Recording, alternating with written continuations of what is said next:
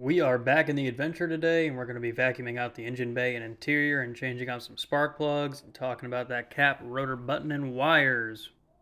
First things first, me Magwan. I'm going to go ahead and vacuum all this little stuff out, and then we're also going to vacuum out this here interior. Go ahead and get all this loose, nasty stuff out of the way.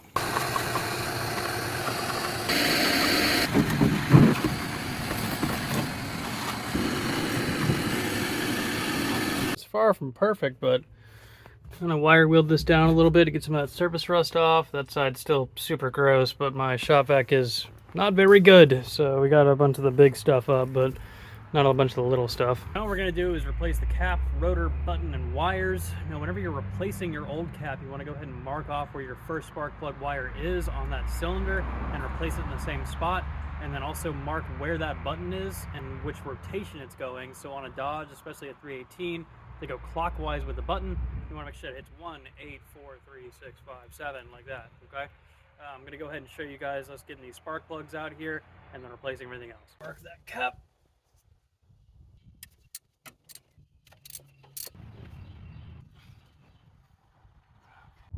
So we got all our spark plugs out on the right side of the bank, and then we have 1, 3, 5, and 7.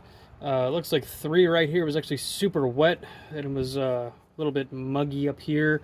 So I think that's from the valve covers, just leaking a little bit of oil down. Might have been leaking a little bit too much on the spark plug, making it to where we didn't have a good detonation, which means we actually were having a miss at idle. That's why I was kind of thumping along a little bit right there. But go ahead and change these out, and go ahead and change out that valve cover too, and that should fix that up.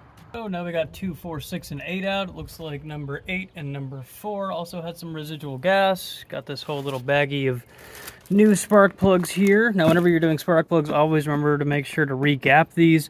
318s are set to a 0.035, and a couple of these were still a little bit off from the manufacturer, so make sure you're double checking that, and we'll go ahead and slap these in there.